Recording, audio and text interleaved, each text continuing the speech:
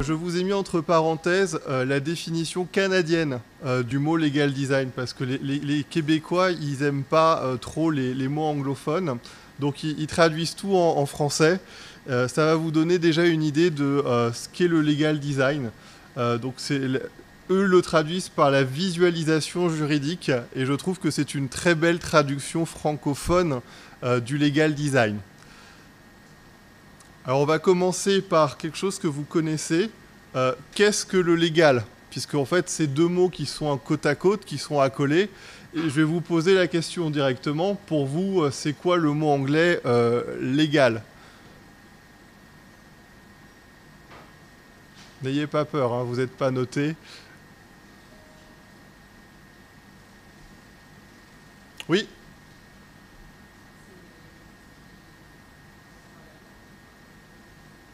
L'aspect juridique par rapport à la loi,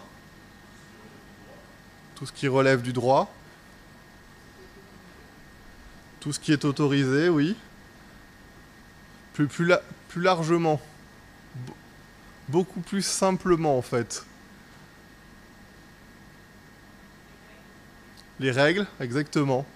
Les règles, les normes et tout ce qui est bon sens logique en fait.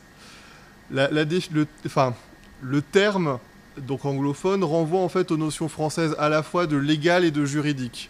Je vous apprends rien aujourd'hui en vous le disant, et il faut le comprendre dans un sens large, c'est-à-dire tout ce qui est droit en règle générale, les réglementations, les normes. Et donc ça va s'adresser à tous les acteurs du monde juridique, que ce soit les avocats, les juristes, les notaires, voilà. Mot un petit peu plus compliqué à définir, le design. Est-ce que l'un de vous aurait une définition du design? Sans tricher en regardant sur son téléphone. Exactement, tout à fait. Ça vient du français, ça a été réincorporé par les Anglais, et aujourd'hui, ça revient par le côté anglais, comme d'ailleurs beaucoup de mots de notre langue française. Est-ce que quelqu'un se tente à une définition? Oui?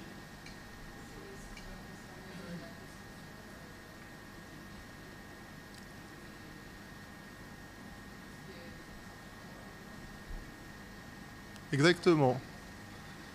C'est ça. C'est tout ce que. Alors, c'est le mot anglais qui renvoie à la création graphique, un dessin, ou à la conception, le fonctionnement d'un objet ou d'un service.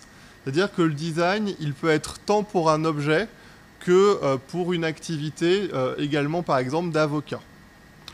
C'est un processus de conception globale qui fait appel à des compétences techniques et créatives pour apporter en fait des solutions qui sont concrètes. Alors, quand on mélange les deux, le legal design, à votre avis, qu'est-ce qui se cache derrière cette définition et cette agglomération de ces deux mots? Oui?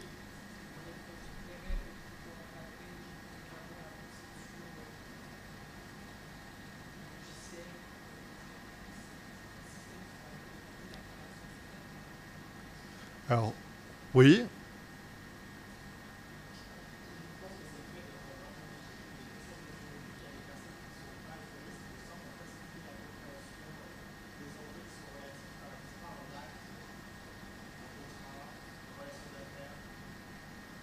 Tout à fait, oui.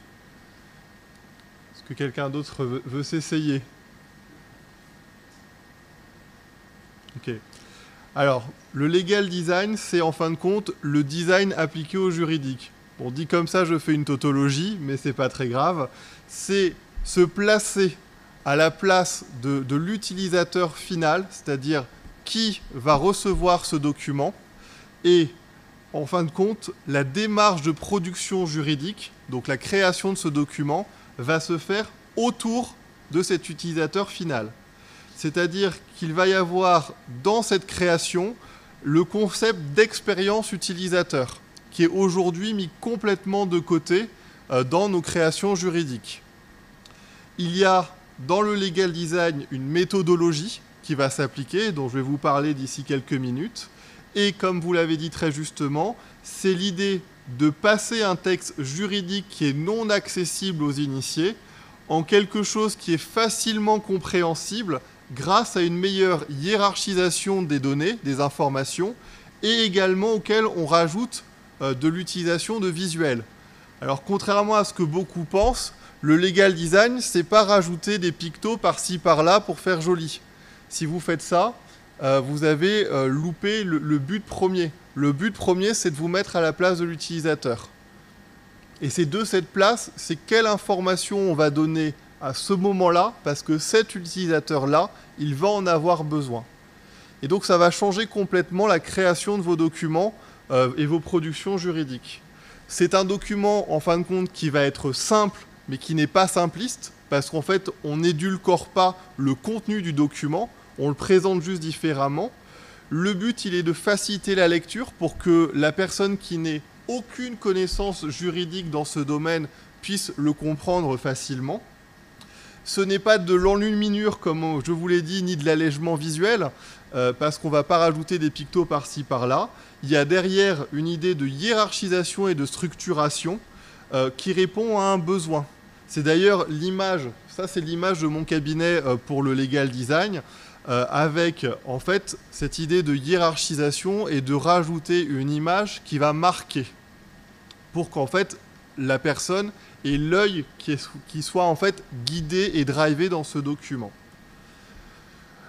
Le legal design, ça va être aussi le choix du format pour transmettre cette information. Et contrairement à ce qu'on nous a appris sur les bancs de la fac, et qu'on m'a appris moi en tout cas, le meilleur outil de transmission n'est peut-être pas forcément un document papier. L'outil de transmission peut être par exemple un podcast ou une vidéo. Un exemple qu'un des professeurs de l'EFB a donné à ses étudiants, les étudiants devaient passer un certain nombre d'informations à des professionnels qui n'avaient pas forcément le temps de lire des brochures et autres, et donc ils ont réfléchi au format le plus adapté, qui était en fin de compte le podcast. Parce que le podcast, il pouvait le lancer dans sa voiture en conduisant jusqu'à un prospect éventuel, et donc il pouvait le faire en même temps qu'il conduisait. Donc il y a cette réflexion également sur le format du livrable. Et pareil, je vous l'expliquerai dans la méthodologie, il y a ce qu'on appelle des phases de test. C'est-à-dire qu'il faut accepter que le document qu'on produit ne sera peut-être pas suffisamment bien étayé pour la personne qui va le recevoir et donc le retravailler derrière. Il faut accepter que nos documents juridiques soient sans cesse retravaillés pour permettre aux uns et aux autres de comprendre ce document facilement. Alors je vais vous poser une question, à votre avis, pourquoi ça marche, le legal design ?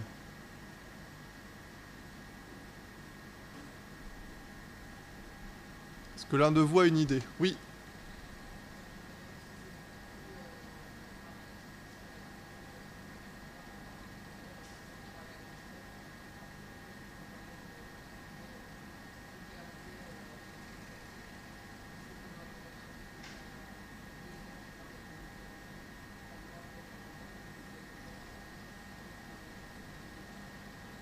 Oui.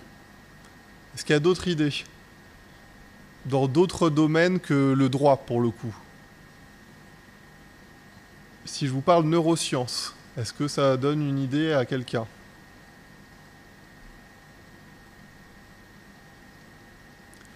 Alors, c'est les neurosciences qui vont nous donner un début de réponse.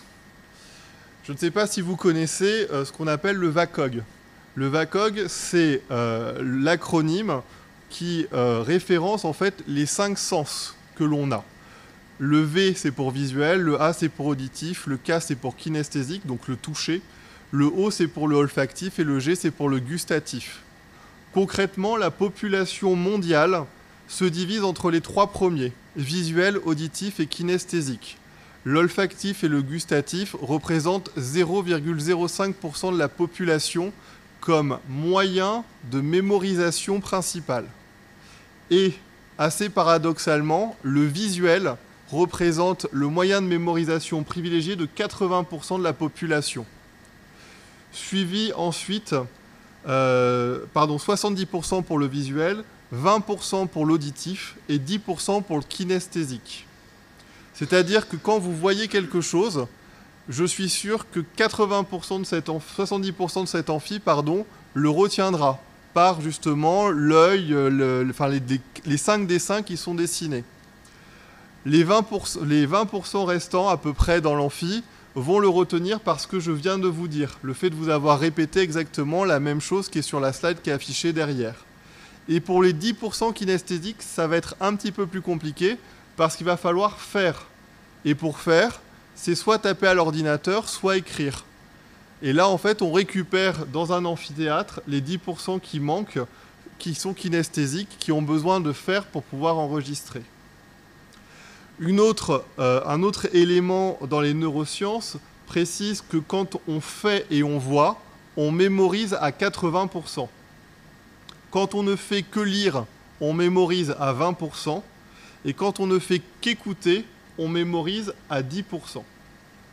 Ce qui fait qu'en fin de compte, plus vous allez mobiliser vos sens, plus vous allez mobiliser, en fin de compte, votre capacité d'enregistrement du cerveau.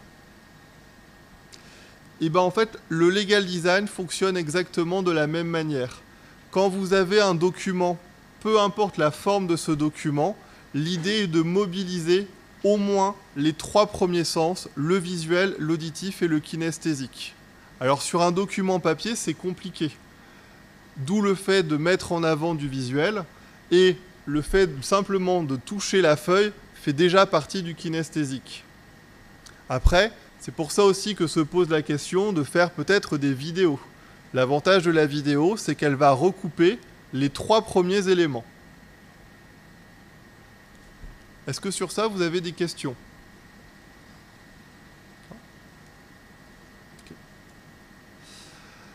Alors, le premier exemple de legal design qu'on peut trouver date du 8e siècle et s'appelle l'Arbor Juris. L'Arbor Juris, il a été conçu par l'Église dans un but, en fait, très simple, éviter l'inceste et la consanguinité. À partir du moment où les personnes connaissent leur arbre généalogique, savent qu'en fait X ou Y est un cousin ou une cousine, ça limite de fait forcément les mariages consanguins.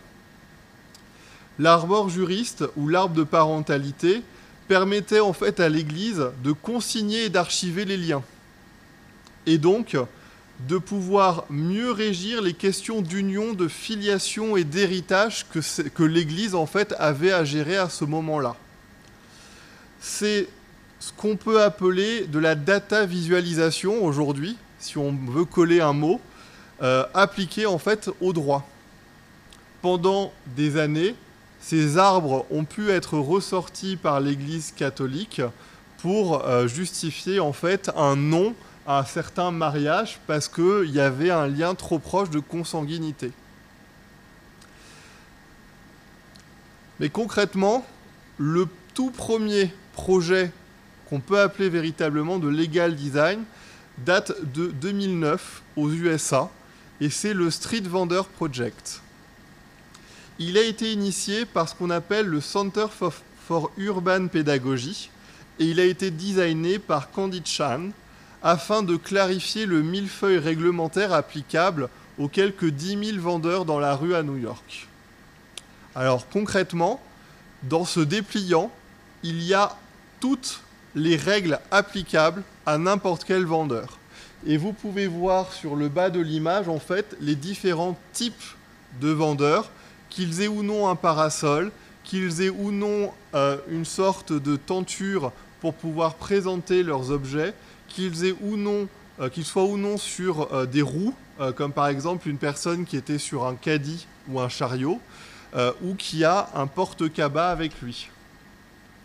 Ce dépliant a été massivement distribué pour éviter en fait les amendes à tous ces milliers de vendeurs qui existaient à New York. C'est le premier projet de legal design. En 2013, il y a la structuration en fait, du legal design auprès de l'université de Stanford. Le Legal Design Lab réunit en fin de compte designers, avocats, juristes, experts de la technologie pour faire avancer l'innovation juridique et l'accès à la justice. Margaret Hagan est ce qu'on peut aujourd'hui considérer comme la papesse du legal design. C'est-à-dire que c'est elle qui a théorisé le processus que je vais vous expliquer d'ici quelques minutes. C'est elle également qui a écrit un livre qui est un ouvrage dans la matière, Law by Design, et qui, aujourd'hui, tout bon legal designer a au moins dans sa bibliothèque. Autre initiative, cette fois-ci en 2016, on va partir de l'autre côté du globe, en Afrique du Sud. Robert De Roy est le fondateur de ce qu'on appelle la Creative Contract. Ce sont des contrats legal designés dans des termes et des dessins très simples, parce qu'en fait, en Afrique du Sud, la moitié de la population est analphabète. Et donc, il fallait répondre à un besoin de sanctuarisation de ce travail, autant pour protéger l'employeur que l'employé.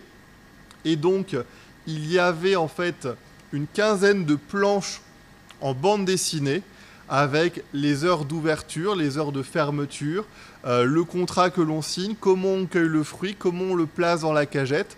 En fait, tout ce qu'un contrat classique aurait au quotidien, sauf que là, en fait, il a été sous forme de mini-bulles. C'était l'objectif, voilà, comme je vous l'ai dit, rendre le contrat de travail accessible aux cueilleurs de fruits qui étaient soit illettrés, soit semi-illettrés, dans les exploitations commerciales d'Afrique du Sud, et il est dessiné sous forme de bande dessinée. Plus proche de nous, cette image, vous avez déjà dû tous la voir si vous prenez le tram ou le bus. C'est ce qu'on appelle le règlement simplifié des transports de la ligne d'Azur. Cet exemple est une forme de legal design, puisqu'il explique comment on valide, et ce que l'appareil au redatage donne comme signal si le ticket est bon ou pas bon. Et il va aussi, de manière très simplifiée, expliquer ce que vous pouvez faire ou ne pas faire, avec des interdictions qui sont claires, représentées par des petits pictos, mais également ce que vous devez faire avec les poussettes, avec les téléphones portables ou les animaux. Il y a, néanmoins, ça c'est compliqué à legal designer, toute une partie écrite que vous pouvez voir vers le bas, qui sont en fait les éléments sur les données personnelles. Aujourd'hui, les données personnelles, il y a un certain nombre d'informations qui sont difficilement compressibles sous forme de legal design. Alors on y arrive, je pourrais vous donner un exemple notamment sur mon cabinet, mais ça fait quand même une page A4. Un exemple d'une personne qui travaille énormément, d'une société pardon, qui travaille énormément dans le legal design, c'est une capture d'écran de son site internet. Elle expliquait le travail qu'elle a fait sur le fonds de solidarité. Donc elle est partie du document qui est à gauche, pour arriver au document qui est à droite. Il y a exactement le même nombre d'informations dans les deux documents. C'est juste que le document de droite est beaucoup plus lisible et intuitif que le premier document. Notamment par ce côté avec les cases qui en fait contiennent l'information et les différentes flèches que vous pouvez voir en bleu qui donnent un petit peu le circuit logique et les suites pour faire une demande devant ce fonds de solidarité.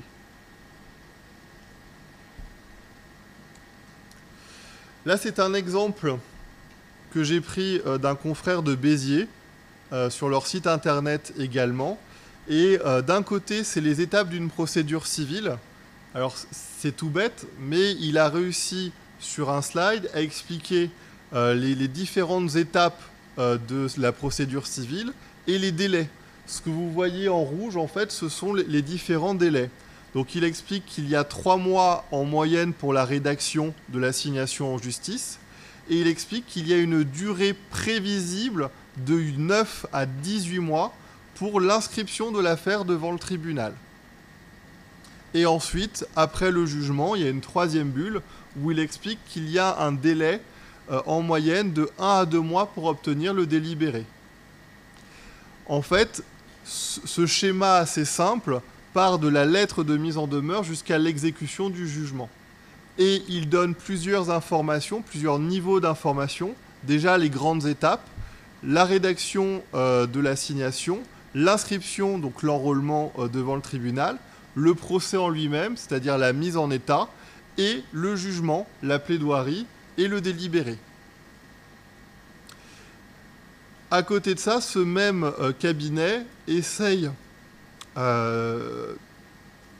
d'orienter le juge qu'il va devoir saisir. Il essaye d'expliquer à ses clients que soit on fait une demande qui concerne une matière et donc ça permet d'obtenir un juge précis.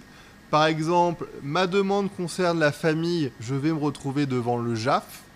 Ma demande concerne le logement, je vais me retrouver devant le JCP. Ma demande concerne par exemple le travail, je vais me retrouver devant le CPH. Ça, c'est la première étape. Deuxième étape, ma demande ne concerne aucune de ces matières. Alors à ce moment-là, on va sur le critère qui est financier, donc le deuxième critère dans la loi. Est-ce que ma demande est inférieure ou supérieure à 10 000 €? Si elle est inférieure, ce sera devant le JCP. Si elle est supérieure, ce sera devant le tribunal judiciaire. Et si elle est indéterminée, ils ont remis les deux, JCP et tribunal. L'idée de ces deux diagrammes, c'est vraiment permettre à la personne qui est en recherche de cette information de pouvoir en fait répondre à sa question de manière autonome avec ces deux niveaux ou avec en fait le séquençage de la procédure. Est-ce que vous avez déjà des questions par rapport à tout ce que je vous ai présenté? Non? Ok. Le legal design, c'est un processus qui peut être résumé en 5 étapes. La première étape, ça va être de comprendre le besoin. Comprendre le besoin avec empathie. Et le mot empathie est toujours en gras dans tous les documents que j'ai pu lire sur le legal design. Et tous les pictos que j'ai pu trouver, y compris le mien, ont un cœur à un moment ou un autre sur cette première slide qui montre bien en fait que l'idée c'est de se mettre à la place de l'autre pour définir non pas notre problématique mais la leur. Ensuite, la deuxième étape, ça va être de concevoir le plus grand nombre d'idées pour répondre à cette problématique. La troisième étape va être de donner vie aux idées en gardant les solutions qui sont désirables, faisables et viables. Ces trois termes, désirable, faisable et viable, s'appellent l'idéation.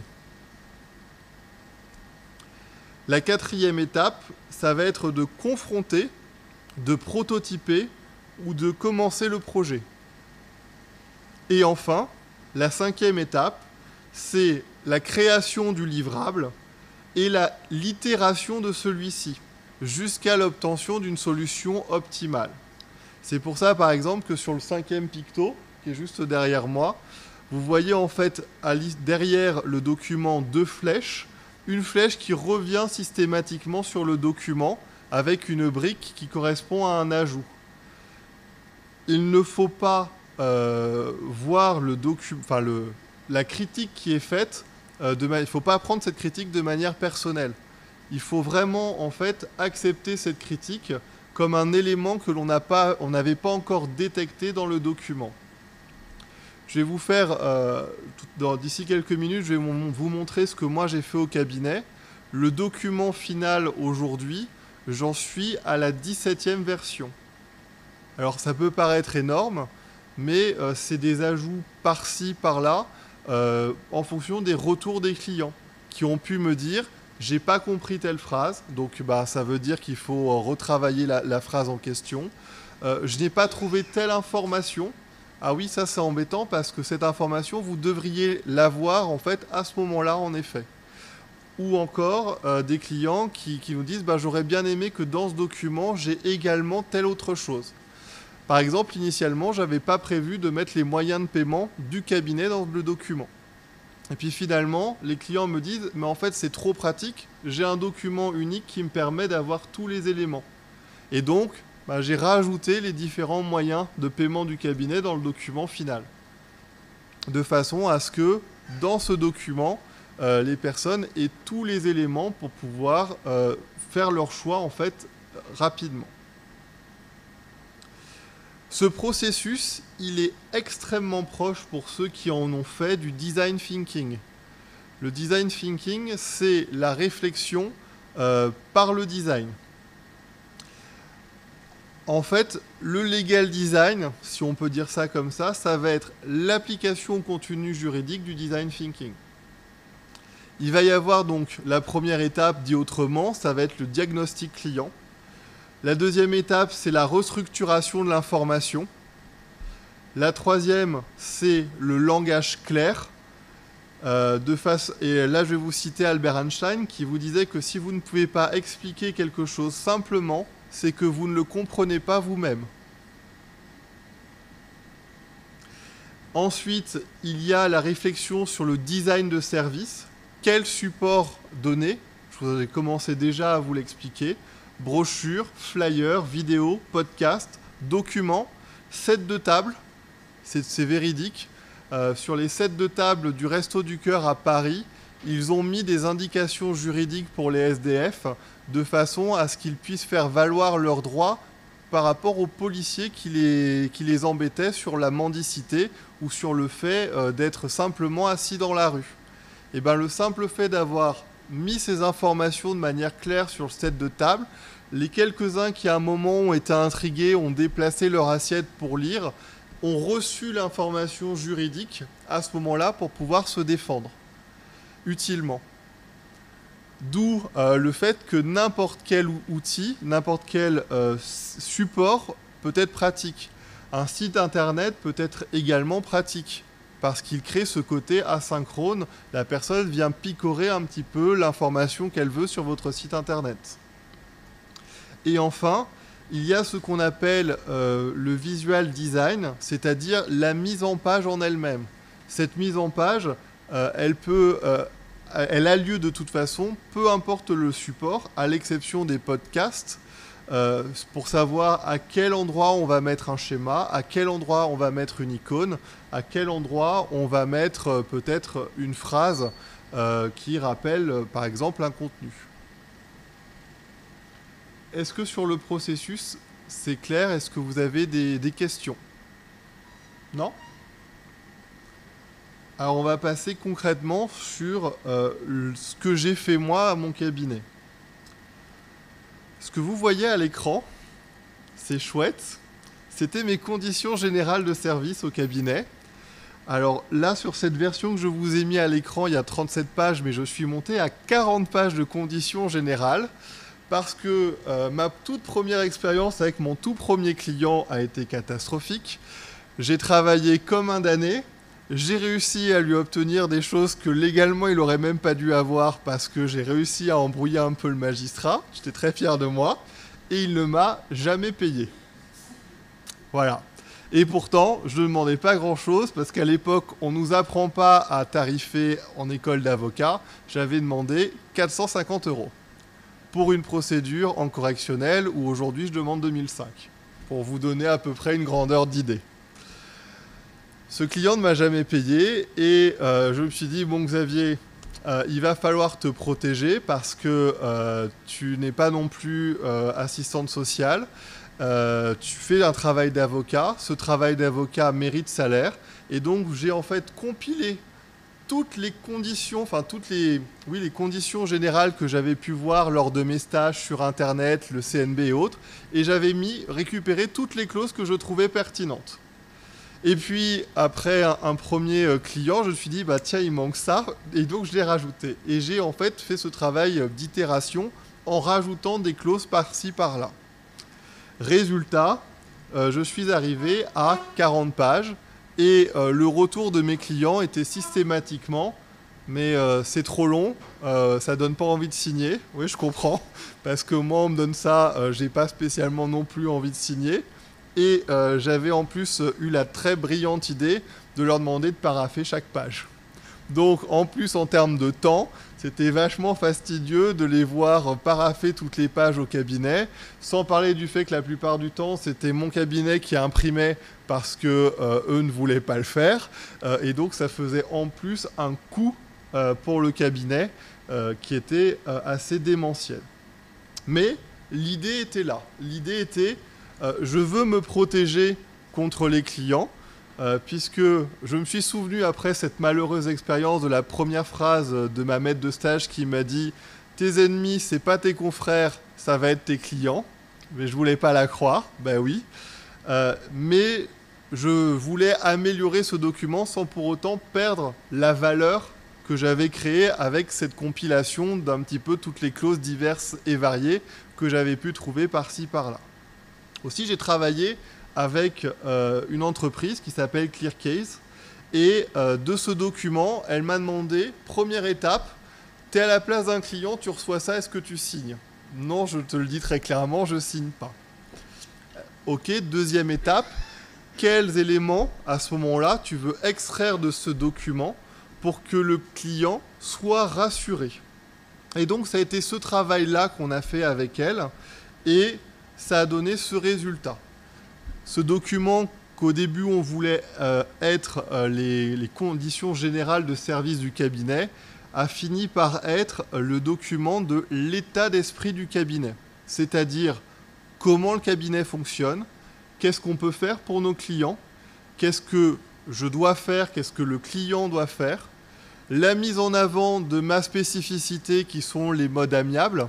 Donc c'est la roue orange là que vous voyez, avec en fait tous les avantages de prendre un mode amiable quel qu'il soit.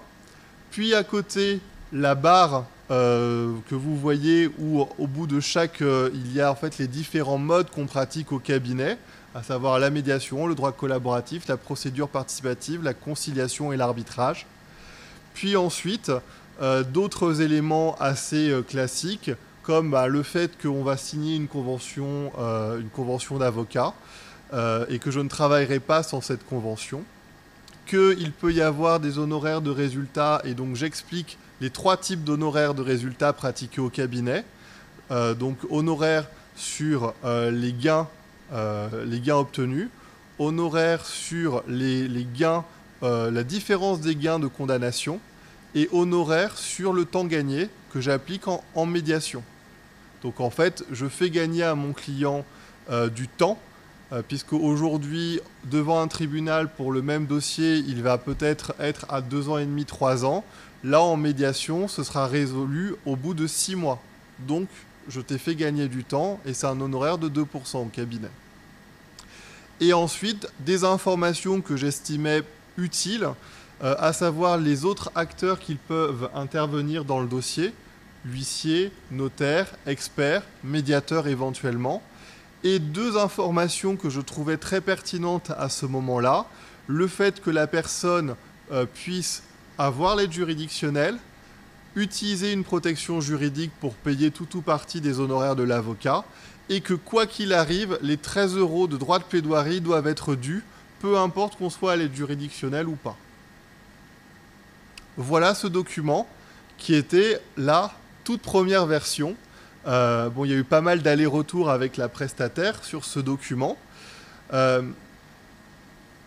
Et ce que vous voyez maintenant en haut à gauche, c'est la version actuelle de ce même document. Vous constaterez qu'il y a un petit peu plus de pages.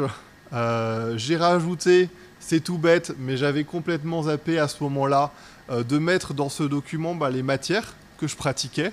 Ça me paraissait tellement évident, mais la preuve que non, puisqu'un jour, il y a une personne qui m'a dit « Vous faites du droit des étrangers ?» Non. Donc en fait, j'ai rajouté cette slide supplémentaire sur les matières que je pratique, ce qui m'évite maintenant des questions, par exemple, en droit fiscal, parce que je n'en fais pas du tout. Et je renvoie d'ailleurs sur un confrère. Et surtout, le document, on va dire, a pris en maturité. dans le sens où maintenant le design est moins rond, il est beaucoup plus carré, rectangulaire. C'est aussi une image derrière que j'ai essayé de travailler. En plus gros, c'est la même slide retravaillée dans les deux cas. On a féminisé aussi, parce que je me suis rendu compte que ma clientèle était aujourd'hui à 70% des femmes. Donc forcément, j'ai mis une dame qui communique dans le document, parce que ça permet à mes clients de s'identifier. Et l'avocat, c'est moi, donc ça reste un homme pour l'instant. Nous sommes en oui, pardon. Nous sommes en mission de résolution judiciaire des différends. Donc j'ai mis d'un côté ce qu'on peut attendre de moi, avec une checklist, en fin de compte, de ce que sont les différents éléments. Puis, en fait, cette question tout bête, je ne sais pas si vous arrivez à lire sur l'écran, mais le client qui me pose la question, et si je ne veux pas avoir un recours à un mode amiable? Ce à quoi je réponds dans cette slide, c'est possible, mais la médiation, la procédure participative sont obligatoires avant litige dans certaines matières. Voilà. J'essaye de driver en fait dans ce document déjà un petit peu le client pour lui dire attention, avec la loi dont on va parler, par exemple, on n'a plus le choix et on doit faire appel à un mode. Et tant qu'à faire, je mets en avant les deux modes que je préfère, la médiation et la procédure participative. Je proposerai au client éventuellement au besoin la conciliation si en face on n'a personne ou si en face on a une personne qui est complètement débile, qui est incapable de réflexion et de raisonnement. Cet exemple-là, c'est l'exemple concret du processus d'itération. Vous voyez, ce document, je l'ai retravaillé plusieurs fois. J'ai changé un petit peu les lignes, les courbes, mais le contenu reste quasiment le même, avec la même question, mais l'identification au personnage derrière. À force de travailler ce document, je me suis dit, mais c'est dommage, j'ai toujours ce gros pavé à côté qui fait 40 pages, que je fais toujours signer, mais par contre de manière dématérialisée au client, parce qu'en fait, il suffit qu'il clique maintenant sur un onglet et ça signe toutes les pages. Va jusqu'au bout de la démarche et passe le reste des informations également en legal design. Et donc, c'est ce que j'ai fait, c'est-à-dire que ça, c'est le reste du document, donc le contrat en lui-même, donc le reste du document sous la forme de legal design. La première page, il y a en fin de compte dessus les mentions légales, à savoir que j'exerce sous tel numéro de RIB, tel numéro, sirène, que le mot à équivalence, ce n'est pas un cabinet, c'est une marque, ce qui va faire aussi en termes de clarification par rapport à mes clients, que ce qu'ils vont signer d'ici quelques minutes, c'est un contrat, qu'un contrat les engage. J'ai déplacé la fameuse slide de ce que je peux faire et ce qu'ils doivent faire dans ce document, finalement. Je le trouvais plus pertinent à cette place-là. Le principe au cabinet que je fonctionne à l'acte, c'est-à-dire que je ne fonctionne pas au temps passé, je ne fonctionne pas au forfait, je fonctionne dans un entre-deux qui est à l'acte, c'est-à-dire plus tu me demandes de faire d'actes, plus tu vas payer, ce que je trouve beaucoup plus juste que le forfait ou le temps passé. Je leur explique que si on arrive à s'entendre, il y a un forfait global pour toute la procédure et que ça fait partie d'un autre document.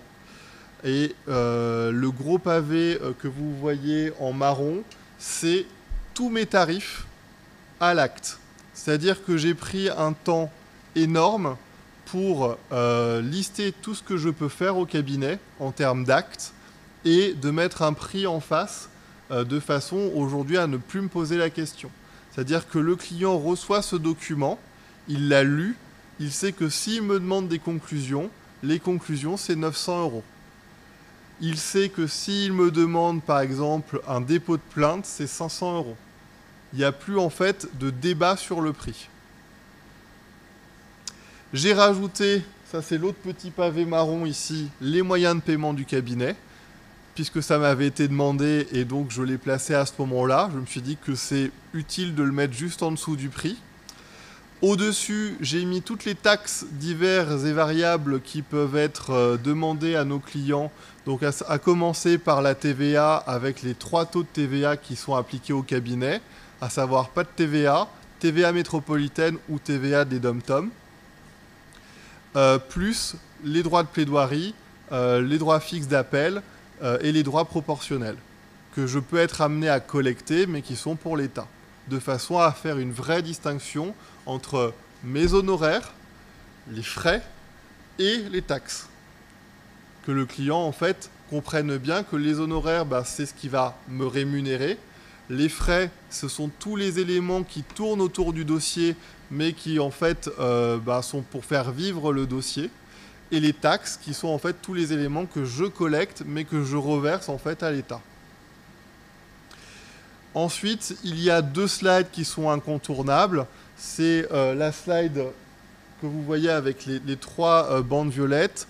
C'est sur, en fin de compte, le RGPD, avec la slide juste derrière que je n'ai pas pu compresser beaucoup plus, sur, en fin de compte, tout ce qui est qu'est-ce qu'on fait avec les éléments que l'on recueille et à quel moment. C'est-à-dire qu'on a cette obligation de transparence aujourd'hui, de dire j'ai récupéré vos données personnelles, pourquoi je les garde, combien de temps je les garde et comment je les supprime. Ça a été le CNB, je ne vous cache pas, cette slide-là, je l'ai retravaillé, mais c'est le CNB qui a fait la matrice et nous a donné à tous les avocats cette slide de façon à entre guillemets, nous protéger. Après, 2 différences, c'est que mon avant-dernière slide, c'est l'information comme quoi je vais, à l'issue de la procédure, ou en tout cas de notre relation, envoyer un questionnaire de satisfaction, de façon à, moi, m'améliorer derrière, améliorer ce document. Et ensuite, il y a un accord, et cet accord, c'est donc la dernière slide, c'est je suis d'accord avec tout ce qui précède, et je suis d'accord sur le fait de payer en temps et en heure. Si je ne paye pas en temps et en heure, je vais avoir des pénalités de retard. J'informe mon avocat de toutes les difficultés. En fait, les choses que je n'ai pas pu mettre correctement et proprement dans ce document. Voilà, en fin de compte, pour remonter, si on remonte, je suis passé en fin de compte de ça à 2 documents, celui-ci qui est en haut à gauche et celui-là, qui sont en fait donnés à 2 moments distincts, alors qu'à l'époque, ils étaient donnés juste au moment de la signature. Celui-ci, aujourd'hui, est donné au moment de la signature, et l'autre est envoyé au moment du premier contact. Voilà pour vous expliquer très rapidement ce que j'ai fait au cabinet en termes de legal design. Est-ce que vous avez des questions ?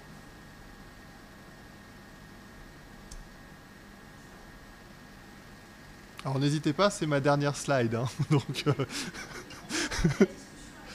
voilà, avec plaisir.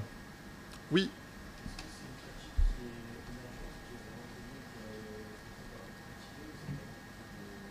C'est très émergent. Pour vous donner un exemple, quand je suis à l'aide juridictionnelle, on a une obligation de faire valider nos conventions d'honoraires partiels par le bâtonnier. Quand je lui ai envoyé ça, en pièce jointe, le bâtonnier m'a appelé et m'a dit « Xavier, c'est quoi ta bande dessinée ?»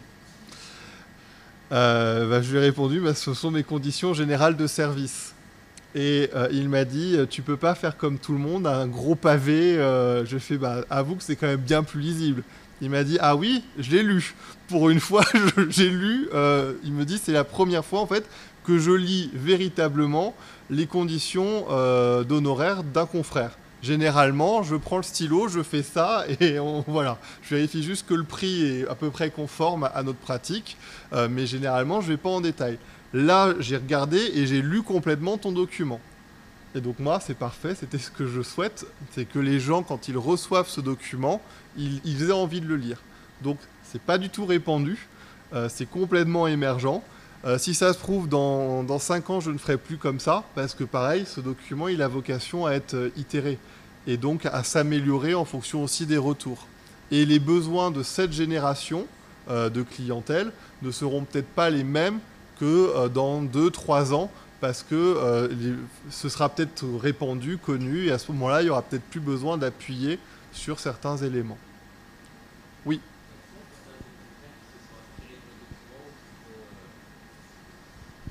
Est-ce qu'il y a certains de vos confrères qui se sont inspirés de votre document ou qui vous ont contacté pour voir avec vous pour réaliser un tel document? Alors j'ai présenté non pas ce document-là, mais celui-là alors ça s'appelle les ateliers du numérique et de l'innovation juridique. Je l'ai présenté à un forum qui s'appelle... ce forum-là, justement, j'avais 1 heure pour le présenter et pourquoi on avait travaillé ce document. J'ai eu après une centaine d'appels de confrères un petit peu partout en France qui voulaient faire exactement la même chose, qui trouvaient ça très intéressant.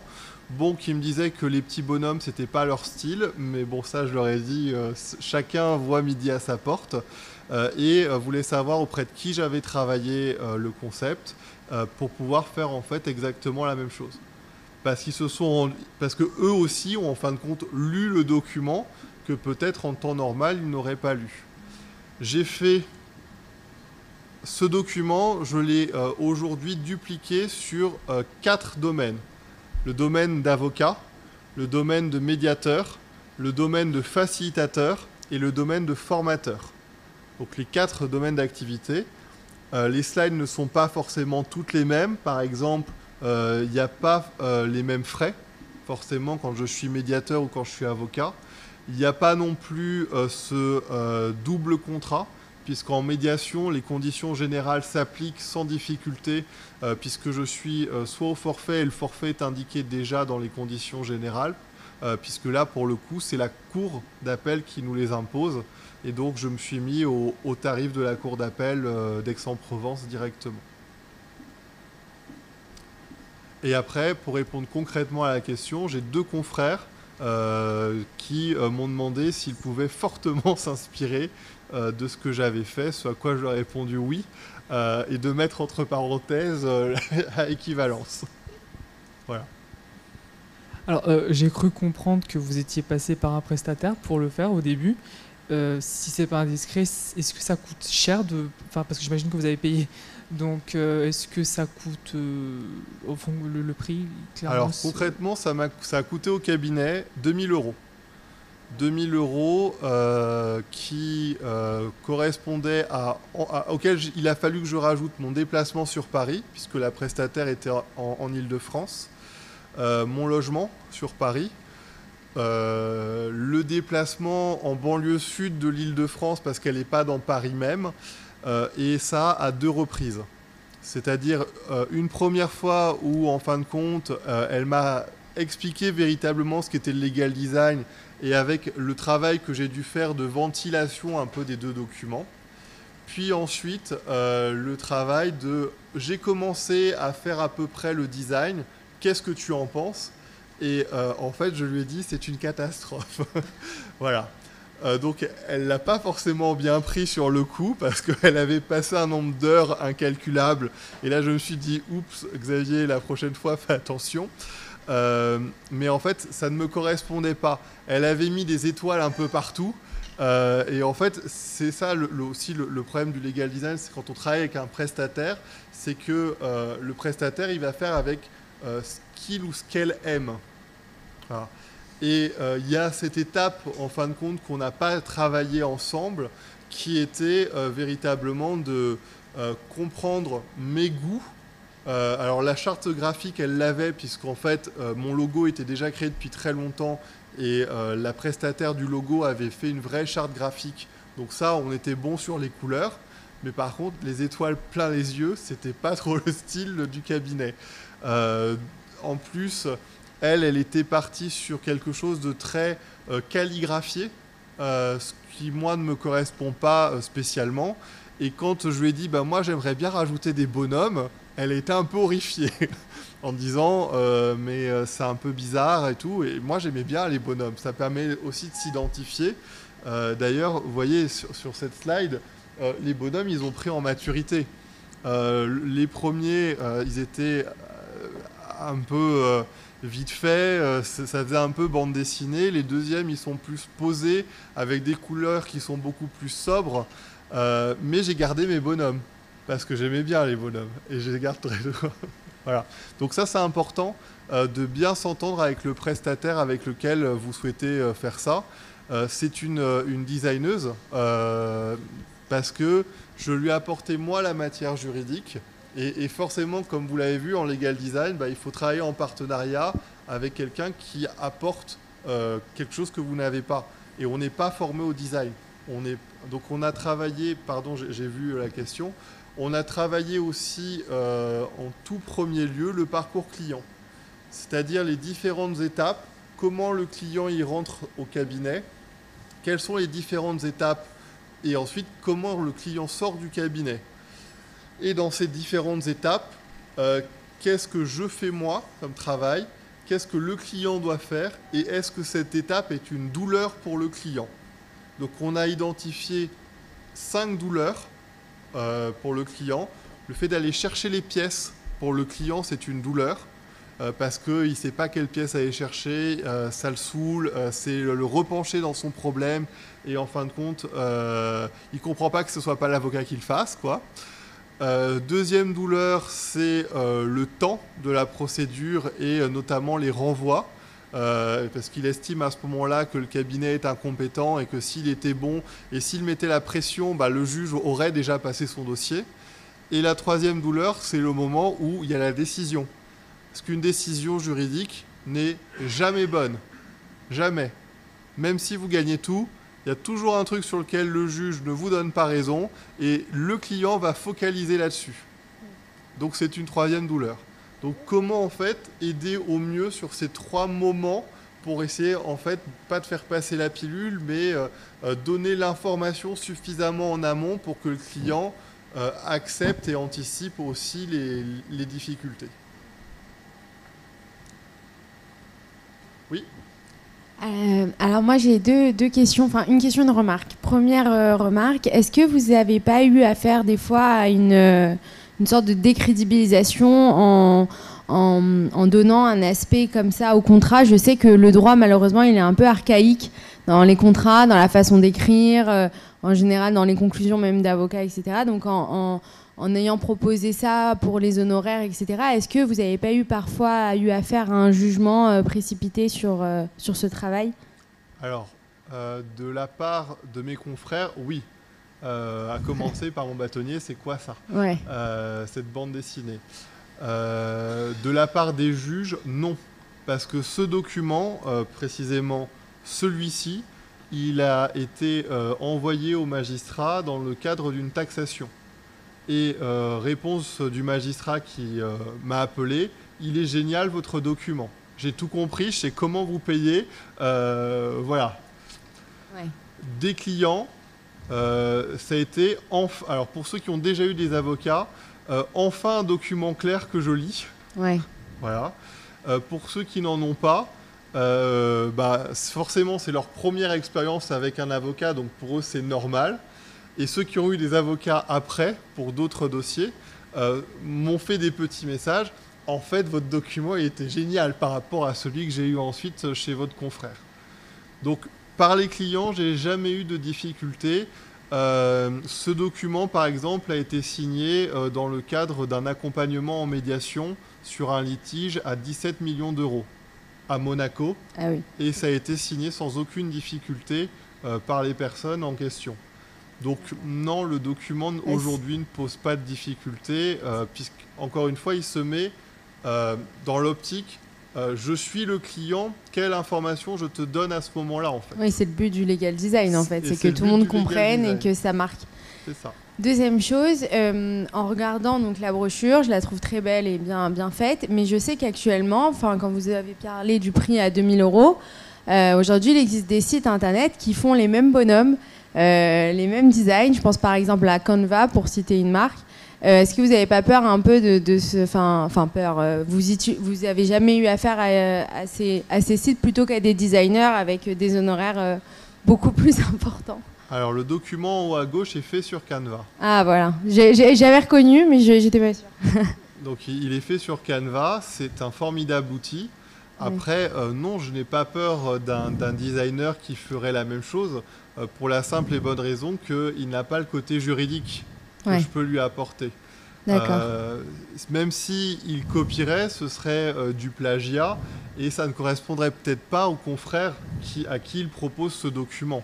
D'ailleurs, les confrères qui ont repris m'ont montré, en fait, ils ont gardé la structuration, à savoir, en fait, sur ce document-là, les différentes étapes. C'est un contrat, ce que vous attendez de nous, ce qu'on attend de vous, les honoraires, attention, il y a un risque juridique, attention, il y a tout ce qui est RGPD, ce qu'on fait de vos données, et la signature. Donc, ils ont gardé, en fait, le rythme du document. Par contre, l'intérieur est en fait très différent du mien forcément, puisqu'ils l'ont fait à leur sauce. Déjà, il n'y a pas les mêmes couleurs. Moi, c'est les couleurs du cabinet, j'aimais bien le violet et l'orange, qui sont en fait des couleurs mélangées, mais bon, ça, c'est un autre débat. Le confrère qui me l'a présenté, lui, c'est tout en noir, et parfois, il y a des carrés blancs. Et donc, forcément, ça attire aussi l'attention. Si on ne le fait pas par des couleurs, eh ben, faisons-le à ce moment-là par justement des moyens de faire ressortir l'information qu'on estime pertinente à ce moment-là. C'est ce qu'on appelle le principe de hiérarchisation, en fait. L'information principale, l'information secondaire et au besoin le détail. D'accord, merci beaucoup.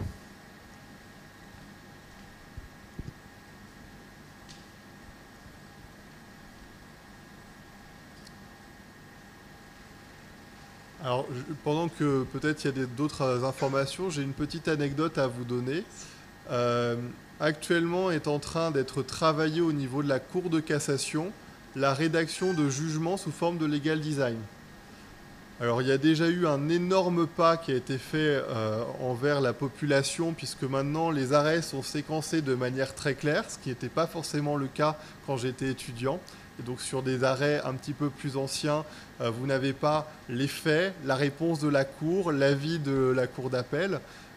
Déjà, ça aide à structurer le document. Et les magistrats voudraient aller beaucoup plus loin. Les magistrats voudraient aussi aller beaucoup plus loin par rapport à nos conclusions. Nos conclusions, aujourd'hui, en apparence, ne sont pas dirigées vers les magistrats. Elles ne répondent pas à leurs besoins. Leur besoin d'aller vite et de comprendre directement le cœur du problème.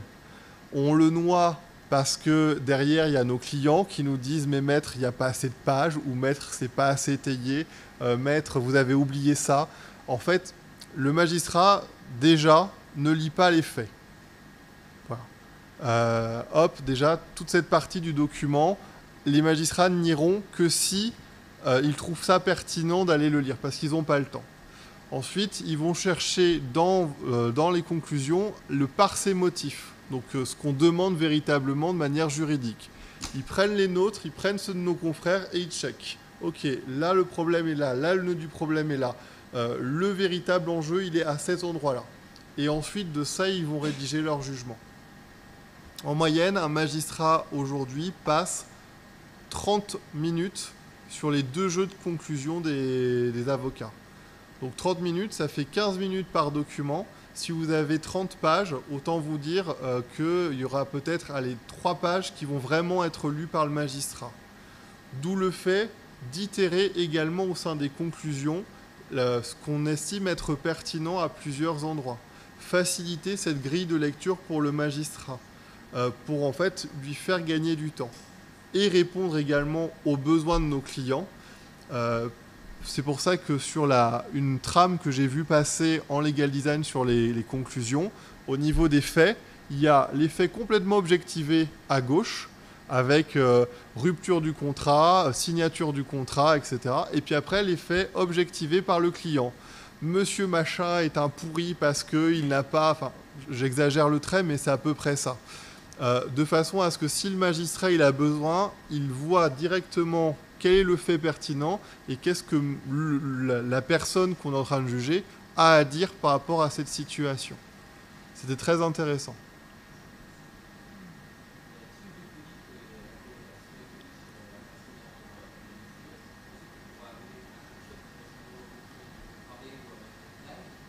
Alors,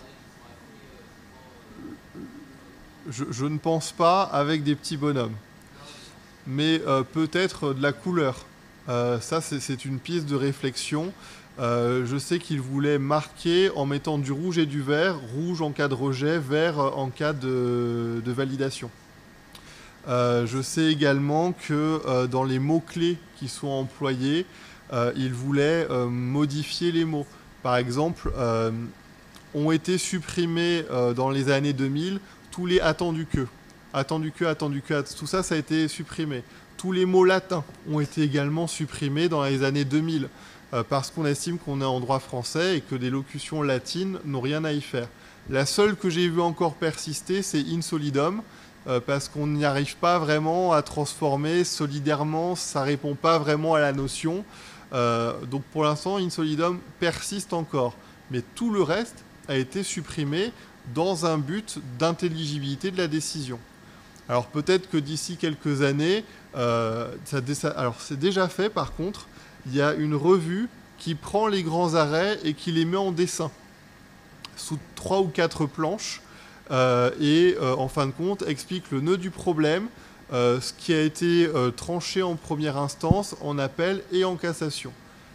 Et je trouve ça très intéressant de voir en fait l'arrêt par l'œil de ce dessinateur qui peut parfois être très satirique. Et en tant qu'avocat, on est d'accord que vous n'avez pas le droit aujourd'hui de publier ces documents-là, par exemple, sur Internet pour faire comme une sorte de publicité. Parce qu'en tant qu'avocat, on n'a pas le droit de... Alors, l'avocat a parfaitement le droit de faire de la publicité depuis maintenant 25 ans en France. Ah ok, d'accord. Je pensais qu'on n'avait pas le droit de... Okay. En fait, la publicité des avocats est extrêmement contraignante, dans le sens où l'avocat ne doit pas se dire être le meilleur que ses confrères. L'avocat doit également faire extrêmement attention sur les mots qu'il emploie, sur les supports de communication, bien que maintenant ça s'est vachement démocratisé. On a eu un souci sur Nice pour savoir si on pouvait faire de la publicité sur, par exemple, le cabinet de dommages corporels dans la salle d'attente des urgences de l'hôpital. Nice avait dit oui, Marseille a dit non, Paris a dit oui. Le CNB a tranché, c'est oui. Est-ce qu'on a le droit de faire de la publicité dans les revues des avions ? Martinique et Guadeloupe ont dit oui, Nice avait dit non, Strasbourg avait dit non, le CNB a tranché, c'est oui. Donc, est-ce qu'on a le droit de faire de la publicité à ces fenêtres ? Paris dit oui, Nice dit oui, Lyon dit oui, enfin, aujourd'hui, c'est réglé. Tout va être géré par l'article 10 du RIN. Donc, ces documents, ils sont en libre accessibilité depuis mon site internet. C'est-à-dire qu'une personne qui veut peut aller dessus et le télécharger contre son adresse mail. Voilà. Ce qui me permet, moi, d'avoir leur adresse mail en disant « Vous avez téléchargé le document, en quoi puis-je vous être utile ?» Merci. Xavier, est-ce qu'il n'y a pas une 4e douleur quand ton client reçoit ta note d'honoraire ? Ça, c'est la question du professionnel. Alors, pour moi, non, parce que dans ce document, ils savent déjà dans quoi ils s'engagent. C'est-à-dire, ils savent que quand ils vont me demander des conclusions, c'est tel prix. Quand j'ai essayé de fonctionner en vraie transparence de mon côté sur la tarification. Parce que quand je travaille avec n'importe quel prestataire, en effet, c'est une douleur de recevoir une facture qui n'avait pas été anticipée en amont. Là, comme je liste lors du premier rendez-vous, à peu de choses près, tous les actes qui vont avoir lieu pendant la procédure, le client il peut faire immédiatement le rapprochement avec le document. Et donc, théoriquement, s'il n'y a pas d'incident de procédure, le montant du dossier, ils le savent. Et en plus, je le calcule avec eux, au regard d'ailleurs de ce document, parce que la plupart des tarifs, je ne les connais pas par cœur. Voilà. Surtout que je les ai réaugmentés, c'était l'année dernière. Il y a une amie qui m'a dit « Mais tu n'es pas assez cher, il faut que tu augmentes tout de 300 €. » Je fais « T'es sûr ?» Oui, j'ai tout augmenté de 300 €. Et ben j'ai moins de contestations sur les tarifs maintenant, les tarifs augmentés qu'avant. Avant, j'avais de vrais marchands de tapis pour 200 €. Là, aujourd'hui, comme c'est en ligne, ils peuvent le voir. Si ça ne correspond pas à ce qu'ils veulent, ils vont voir un confrère moins cher. Et ça ne me dérange pas parce que c'est donc plus mon nœud de clientèle. La douleur de la facture, oui. Est-ce qu'on a d'autres commentaires? Jean, est-ce qu'il n'y a pas un commentaire sur toute la dimension symbolique du droit, la charge linguistique Ce qui m'intéresse, effectivement, c'est l'aspect iconique des choses. Ce qui est évidemment quelque chose de tout à fait nouveau en droit, j'ai l'impression. C'est comme vous faisiez remarquer, ça fait un côté un peu pas sérieux, et en même temps beaucoup plus fonctionnel, pratique, et je pense que ça peut attirer des nouvelles générations, très certainement. Le fait que aussi ça change complètement les modes de lecture. Hein. Les modes de lecture sont beaucoup plus maintenant liés, au moins pour ce que j'ai pu voir, à des choses qui sont distribuées dans l'espace de la page, et pas du tout dans une espèce de linéarité. Il s'agirait de parcourir des lignes. Donc voilà, il y a des blocs qu'on arrive à mettre en rapport les uns avec les autres. Donc ça, c'est effectivement, ça me paraît très nouveau. Ouais. Mais on perd une charge symbolique de la chose, effectivement. C'est évident. Et puis aussi un effet de standardisation, parce que ta clientèle, tu nous dis, finalement, je me rends compte que c'est des femmes, donc je mets une femme. Alors ça c'est moi dans l'identification en fait de la personne qui va lire le document. Mais c'est parce que je me suis dit, si cette personne arrive à s'identifier à ce document, symboliquement elle va signer derrière. Je ne suis pas sûr en termes de statistiques que ça ait vraiment un impact. Mais je me suis dit, alors déjà en effet dans le cabinet c'est principalement des femmes, je ne sais pas pourquoi. Voilà, enfin peut-être que pour répondre justement à ces attentes, j'en sais rien. Je ne saurais pas te dire. Et, si je peux apporter un élément dans la discussion, au niveau des départements juridiques de certaines entreprises, je prends un exemple très concret avec des gens avec qui on travaille, qui est Worldline, bien leur département juridique. Il est interdit au département juridique de communiquer quoi que ce soit en interne de Worldline qui ne soit pas présenté sous la forme d'un schéma. Donc, ils font une analyse d'un contrat. Ils doivent sortir un schéma. Parce que l'avantage du schéma, c'est que tout le monde peut le comprendre. Ça limite de beaucoup les problèmes multilingues, parce qu'on fait la chose en anglais.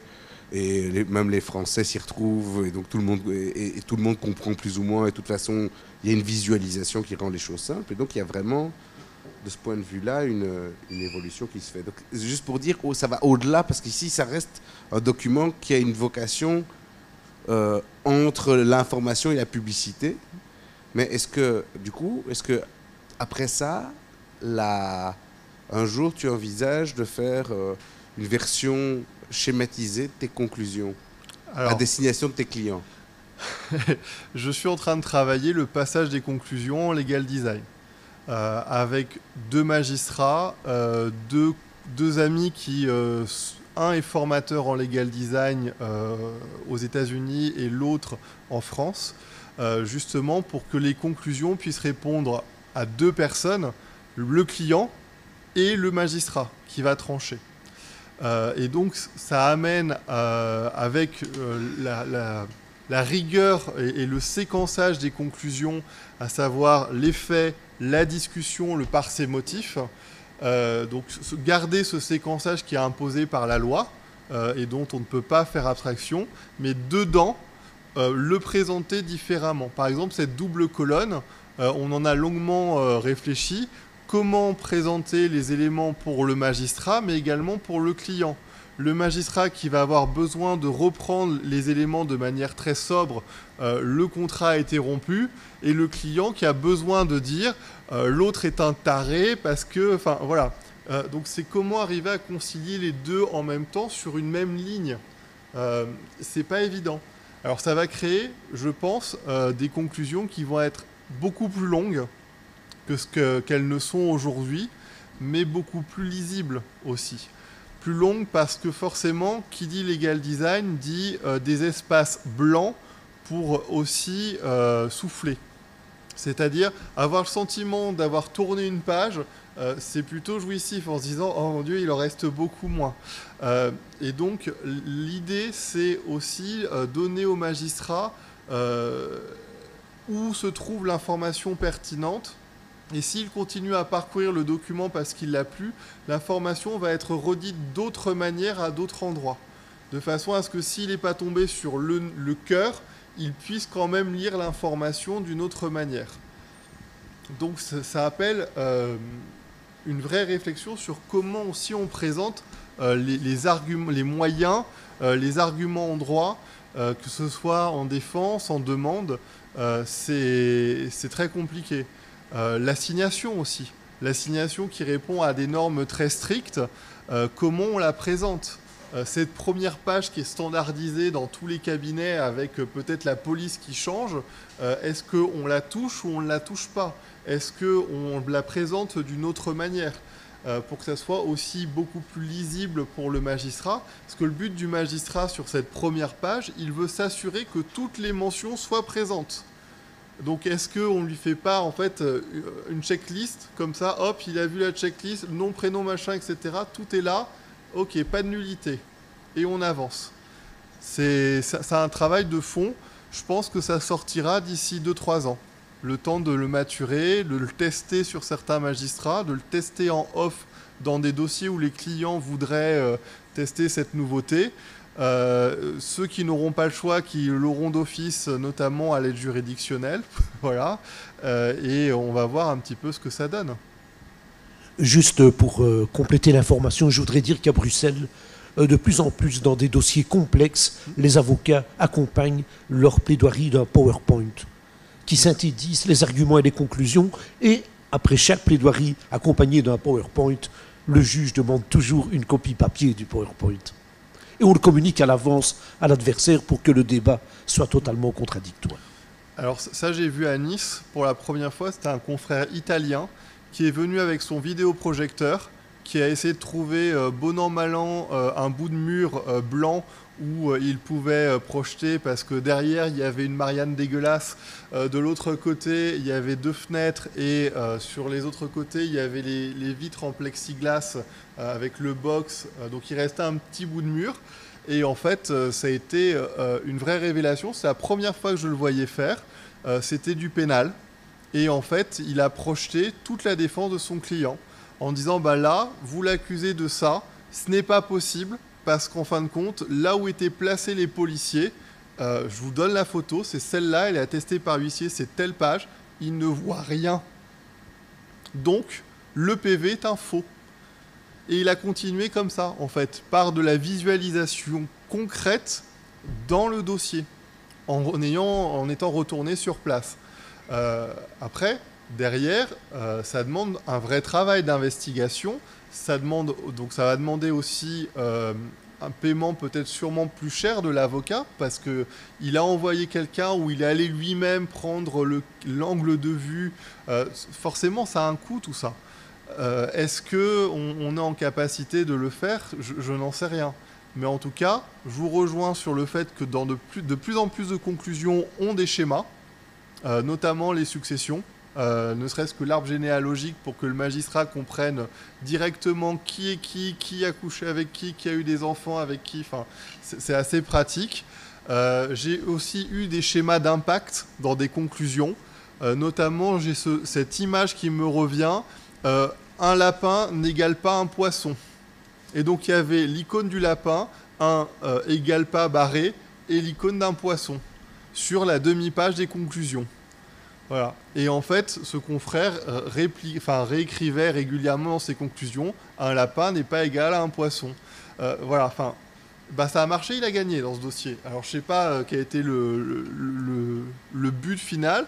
C'était une consoeur qui m'avait montré les conclusions en me disant il est complètement taré. Il est tellement taré qu'il a réussi à convaincre le magistrat dans le dossier qu'il avait raison.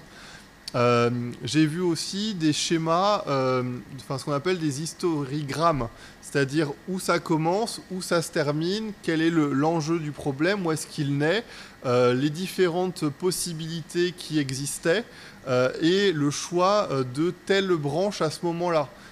C'est super intéressant de voir qu'il y avait, au moment de la création du problème, d'autres solutions qui n'ont pas été choisies. Et la solution choisie par les parties, même si c'est inconscient, a amené jusqu'au litige. Oui ? Non, je ne suis pas du tout un professionnel et un praticien du droit, mais j'écoute des magistrats qui me disent que le digital a multiplié énormément les pièces.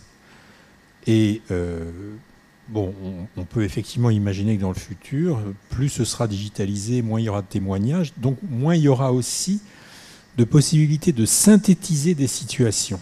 Alors ce que vous nous dites, c'est que grâce à cette iconicité, aux photos, etc., on refait de la synthèse de situation, alors que précisément, on était en train de la perdre.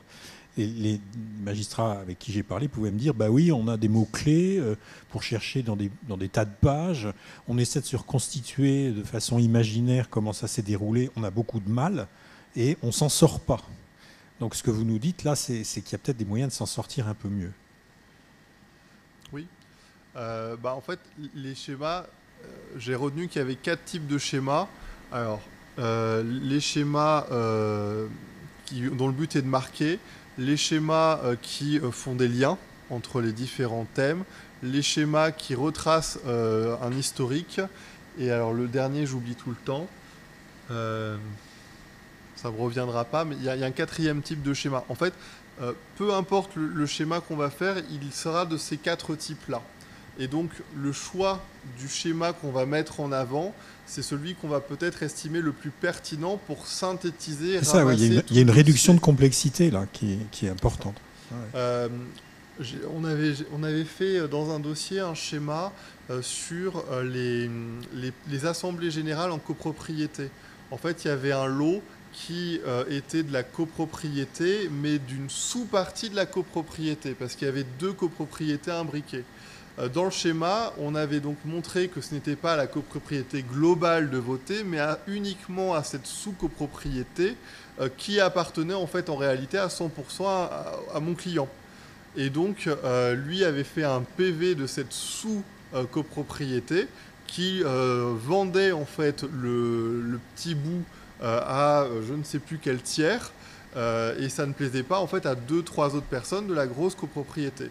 Et ce schéma très simplifié qui montrait les imbrications et qui était où, à quelle place, résumait en fait le dossier en un seul visuel.